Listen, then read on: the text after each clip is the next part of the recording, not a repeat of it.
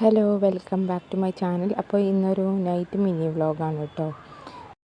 മഗ്‌രിബ് നിസ്കരിച്ചതിന് ശേഷം മനുഷ്യന് ഫുഡ് കൊടുക്കണം കേട്ടോ. അപ്പോൾ ലെഫ്റ്റ് ഓവർ ദോശമാവ് ഉണ്ടായിരുന്നു. അതിൽ റവയും ഉള്ളിയും തക്കാളിയും മല്ലിയിലൊക്കെ മിക്സ് ചെയ്തിട്ട് ജസ്റ്റ് ക്രിസ്പി ആയിട്ടൊന്ന് ദോശ ഇടാൻ വിചാരിച്ചു. അതിന് ജസ്റ്റ് തക്കാളി ഉള്ളി ഇട്ട് ഒരു ചട്ടണി ഉണ്ടാക്കാൻ വിചാരിച്ച് ചട്ടണി സെറ്റാക്കിയിട്ട് അവൾക്ക് സ്പൈസി ആയിട്ടുള്ള ചട്ടണിയൊക്കെ ഇഷ്ടമാണ് കേട്ടോ. അതുകൊണ്ടാണ് ഞാൻ നല്ല റെഡ് കളറാക്കിയിട്ട് ഉണ്ടാക്കിയത്. എന്നിട്ട് പാൻ അടുപ്പിൽ വെച്ചു. ജസ്റ്റ് നെയ്യാട്ടോ സ്പ്രെഡ് ചെയ്ത് കൊടുക്കുന്നത്. കുട്ടികൾക്കൊക്കെ, ചെറിയ കുട്ടികൾക്കൊക്കെ നെയ്യ് കൊടുക്കുന്നത് നല്ലതാണെന്ന് ഞാൻ കേട്ടിട്ടുണ്ട്. അപ്പോൾ അങ്ങനെ കുറച്ചും കൂടി ക്രിസ്പി ആവും, നല്ല ടേസ്റ്റി ആകും. ഇത് പിന്നെ ബാറ്റർ ഒഴിച്ച് ഒരുപാട് ചുറ്റിക്കാൻ പറ്റില്ല കേട്ടോ. നല്ല തിക്കായിട്ടുള്ള ഇതായതുകൊണ്ട്, റവ ഇട്ടതുകൊണ്ട് കുറച്ചും കൂടി തിക്കാകും.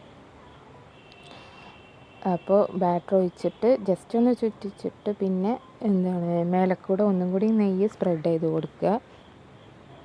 നല്ല അടിയൊക്കെ നല്ല വെന്ത് ക്രിസ്പിനെസ് ആയി പിന്നെ മാത്രം നമ്മൾ മറിച്ചിട്ടാൽ മതിയാകും. ഇതാ കണ്ടില്ലേ, അടിയൊക്കെ നല്ല വെന്ത് വരുന്നേ ഉള്ളൂ കേട്ടോ. ഇങ്ങനെയൊക്കെ എന്തെങ്കിലുമൊക്കെ ചെയ്ത് കൊടുത്താൽ തന്നെ കുട്ടികൾ ഡിഫറെൻ്റായിട്ട് ചെയ്ത് കൊടുത്താലേ കുട്ടികൾ തിന്നുള്ളൂ. പിന്നെ ഞാനത് മറിച്ചിടാൻ ശ്രമിക്കുന്നതാട്ടോ ഈ കാണുന്നത്. നോൺ സ്റ്റിക്ക് പാൻ ആയതുകൊണ്ട് അങ്ങോട്ടും ഇങ്ങോട്ടും വഴക്കി പോകും. എനിക്ക് അങ്ങനെ കിട്ടില്ല എടുക്കാൻ.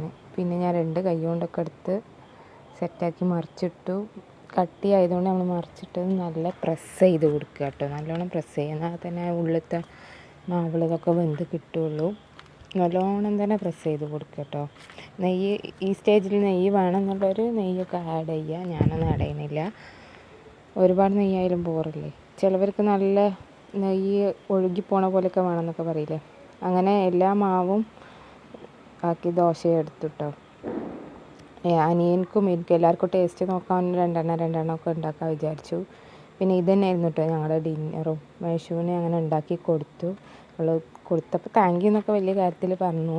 പിന്നെ അത് ഞാൻ അനിയന് കൊടുക്കാൻ വേണ്ടി വെച്ചാൽ പിന്നെ അവൾക്ക് ചട്ടനി ഈ സൈഡിൽ നിറയെ വേണം, അവൾ തന്നെ ഒഴിക്കാമെന്നൊക്കെ പറഞ്ഞിട്ട് തർക്കിച്ച് കൊടുക്കുക കേട്ടോ.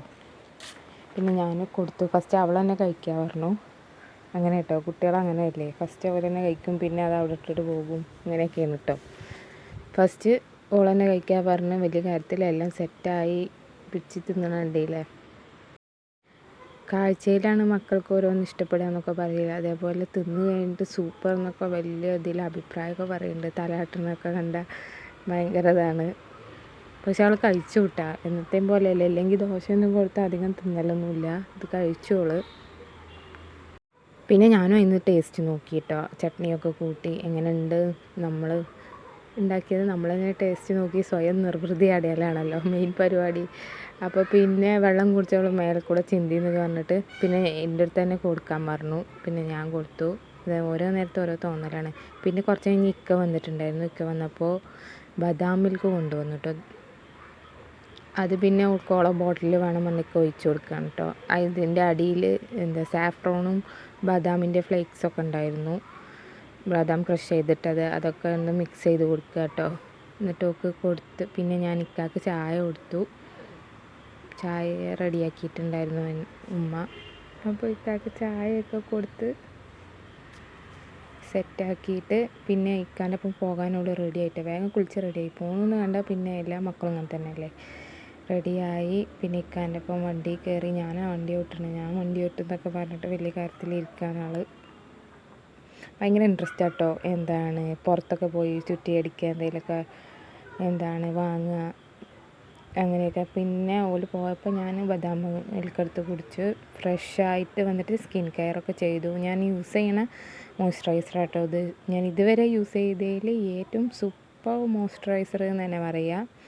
എല്ലാ സ്കിൻ ടൈപ്പിനും ചേരും. പിന്നെ കുറച്ച് കഴിഞ്ഞിട്ട് വന്നു, പോയ കോലത്തിലല്ല വന്നത്. പിന്നെ വരുന്നില്ല പറഞ്ഞിട്ട് നിൽക്കുകയാണ്.